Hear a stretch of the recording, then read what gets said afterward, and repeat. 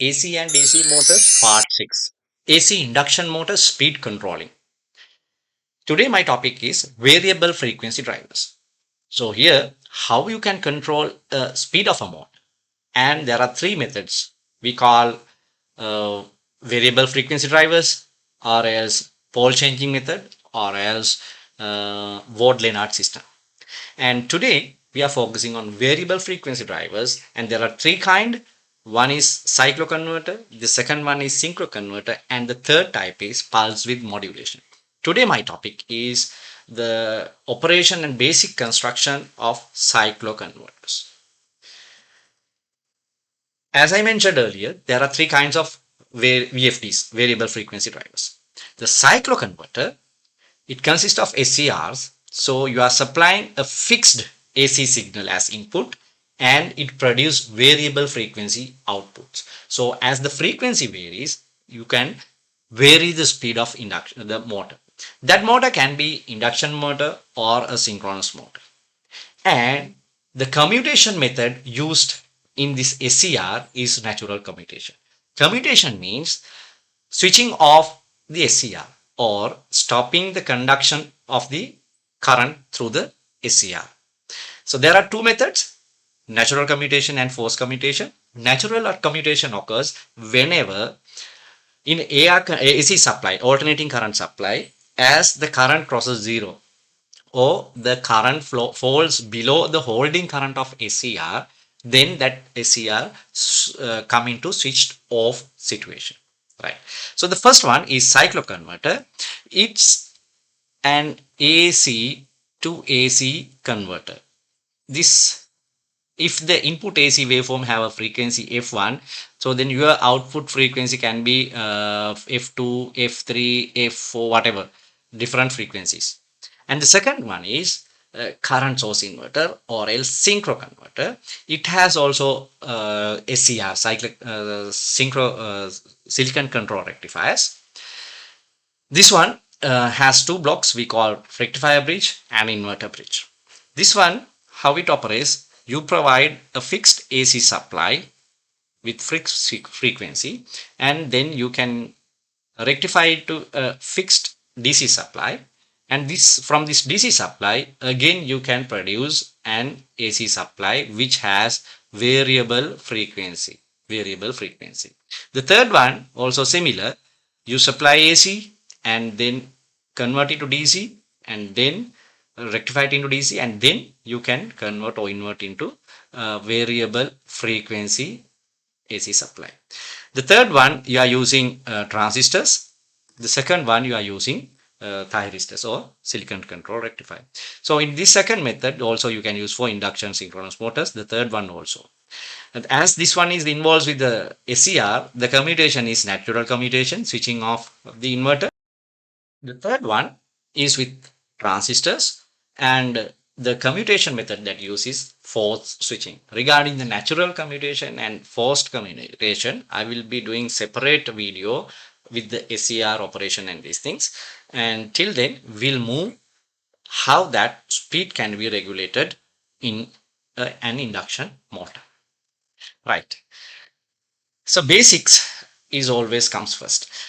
Let's see, you have a motor which has a rotor, spin at a speed of an hour, and the stator which consists of stator windings, and there will be rotating magnetic field which has a speed we call synchronous speed ns.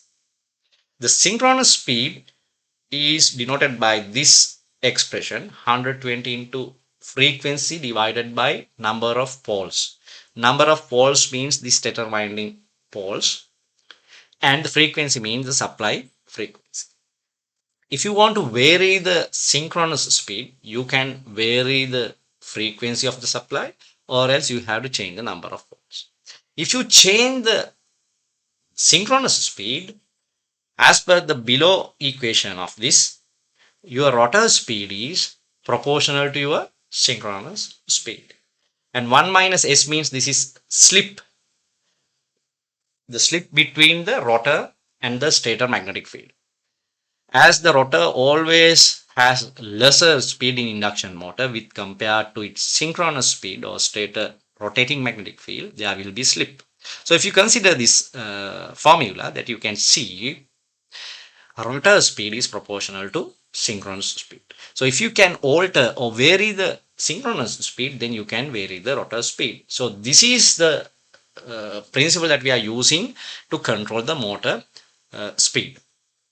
So there are two options available. One is to vary the frequency, other method to vary the number of poles. Normally the number of poles is fixed during the manufacturing process of the motor, the number of windings. So the minimum poles that we can have a motor is 2. Thereafter, if you increase the number of poles, the motor speed will be, the synchronous speed will be reduced. Thus, the rotor speed also will be reduced. So normally, the changing of number of poles, of course, in some application is possible. So there is a method we call pole changing speed controlling. I'll be doing a separate video on that. So today my focus is by varying your frequency, the supply frequency to the motor, then you can vary the motor speed. So varying this frequency, you need variable frequency drivers, or we call VFDs. So most of this, almost all these VFDs involved with rectifier bridge. So we need to have some idea of the rectification. So let's see, we'll brush up our memory regarding rectification first. The rectification means you are converting an AC supply to a DC supply. So this AC supply, you can use a diode, which is a non-return device. So if you use a single diode with a single phase voltage source, you can get the half wave rectifier, half wave DC supply. And if you want to have a full wave output, then you have to use a center tap transformer with 2 diodes. And there is an alternative method to get a full wave rectification, that is using 4 diode configuration. We call this one as diode bridge, and there are 2 circuits arrangement. This is only just the drawing configuration. Both the circuits are similar, only the component layout arrangement is different, but both the circuits are same. If you closely evaluate that, you can notice that both of these are the same, right? So this is your input waveform, this one, and there will be 2 diodes D1 and D3 which can only conduct the positive halves, so that you will get the positive halves. And D2 or D3, then all these are conduct the negative halves but in positive sides. So the final output will be this kind of form that we can see. It is always positive, which means this AC supply is converted to full wave DC supply. So this is the basic principle of full wave rectification of a single phase supply. And if you want to use a 3-phase rectification, you have to use 6 sets of diodes, because you have 3 phases, and this load will have much smoother DC supply. And there is a thing called controlled rectification process, because in previous application all these output voltages are fixed, but if you replace the diodes with SCRs, silicon control rectifiers, or thyristor, then you can get a control rectifier. What do you mean by control rectifier? Means the output voltage can be varied. So the thyristors are 3-terminal devices. It has anode, cathode, and extra terminal we call gate. In diodes, you have only anodes and cathodes. The diodes, how they are forward conducting, whenever the anode become positive with respect to cathode, that time your diode start conducting. But SCR does not. Even though that your anode become positive with respect to cathode, unless until you provide a gate signal, that SCR won't switch on. Right? So whenever the anode is positive with respect to cathode, if you can supply a gate signal, then this will start the conduction. And the other important thing is, if you remove that gate pulse thereafter, that conduction will continue until that the conduction current falls below below a certain value we called holding current of that SCR, And normally it happens in an AC cycle whenever the positive half cross the zero line for next cycle. Let's say if this is your AC supply and this is your positive half, and when it becomes to negative side at this point, your current becomes zero. That time this thyristor conduction will stop. We call it as natural commutation. Natural commutation. Commutation. Okay. So this is how using thyristors or SCR you can get a variable voltage supply. And now let's move using these thyristors. How can you make a variable frequency output? Let's see the diagram or layout provided in this left hand side. It has four diodes, and that four sets of diodes provided with a supply, single phase AC supply. And these diodes definitely that will provide a DC output where this side become positive always, this side become negative always. So we call it as positive converter. And there is another thyristor bridge or converter bridge which fixed in opposite direction to the positive converter. So here if you supply AC, then what happens? This side will always negative, this one side will always positive. Now using these two, if you can alternatively switch these twos, okay, first you operate the plus converter. So this load, this A pin, let's say this one is A and this side is B, the A pin always will get the positive supply. And if you switched off this side and you start conduction of the negative converter, your A side will always get the negative side. So this load is subjected to an alternating current. That means plus minus plus minus. So if you can vary the switching sequence between these two, then you can get variable frequency supply. Let's see by an animation. Okay, here you use for these sets of cycle, you are using positive converter, and for next that you are using negative cycles. Okay, I'll repeat it again. Just closely monitor. For these cycles, first three sets of cycle you use positive. Last three sets of cycles we use negative converter. So then you will get output that load will subject to this kind of waveform.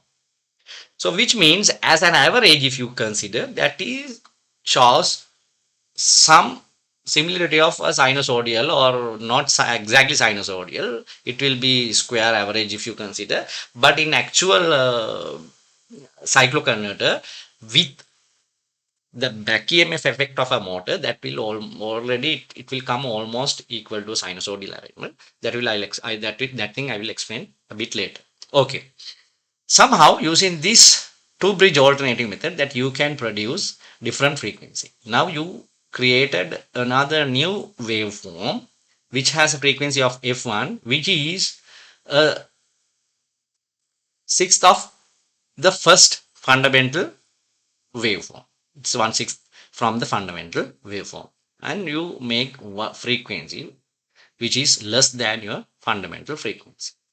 Let's see on next example. Now if I want to make a much faster frequency, then what I can do, for first two cycle I can fire the positive. Okay, first three half cycle in this case, next three half cycle I can fire the negative. Again next three positive, next one is negative. So then you will get this kind of output wave pattern which has frequency f2, and it is 1/3 of your fundamental frequency. Of course, the second one frequency is greater than the previous frequency f1. And at last, let's say another frequency, okay, that is much faster. You just use first one cycle positive converter, the next cycle the negative converter, and so on. So you will get this kind of output waveform pattern, and you are making a new output waveform which has a frequency is half of the frequency of your fundamental waveform. And it is clear now you create three different waveform with three different frequencies, and you see it is always less than your fundamental frequency. The output frequency always less than your fundamental frequency. So this is the disadvantage of cyclo-converter. What is, you can only produce frequencies which are less than your input or supply frequencies. So this is the basic principle of operating a cyclo-converter. I hope that is clear. This is for single phase. Using a single phase, that you have produced a single phase output with variable frequency. And if you compose the discussion, you have a cyclo-converter and you have a fixed frequency AC supply, you can get variable frequency output. Okay, this is supply. This is first example with this kind of frequency f over 2, and the next example f over 4. So different frequencies as output that you can get from a VFD. And as you are using SCRs, silicon control rectifiers, this is quite interesting. You see there are 4 waveforms given in this right side picture. The A is the supply waveform, where the B, you see now these thyristors, what I told you, that you have to supply a gate pulse to operate. So that gate pulse you can provide at a position here with respect to your supply frequency, or here or here, and you can vary this firing angle. We call it firing angle. So that is not donated by alpha, let's say. And the second B waveform is when your alpha is 0. Alpha is 0, which means you fire the thyristors or SCRs along with your supply frequency fundamental waveform. Then what happens? You will get full output waveform. In third example, if you see, if you delay this firing, let's say at 60 degree, from here to here it is 360, from here to here it is, let's say, 180, and it is from here to here it is 90. Let's say you start to fire at this point. In that case, at 60 degree, that thyristor will only conduct this part of the input waveform. So if you keep continuing that firing angle throughout the cycles, you will get reduced voltage. If you closely monitor, this height is greater than this height. So that means this voltage is less than the voltage under the B example, right? And in the fourth one, the D, you can see at first half cycle that you use 60 degree angle alpha, and second half that you use 0 degree angle, which means this voltage is less than this voltage, and the next cycle also at 0 degree, so it has higher voltage, and the last one you use delay, I mean to have 60 degree delay of this triggering, that voltage become less. So you will get like step waveform which is closer to sinusoidal behavior. It shows a bit closer to sinusoidal waveform. So this is how that you can get a close relationship to a sinusoidal waveform by using SCR. And actually, if you consider the approximate output waveform, it is something like that.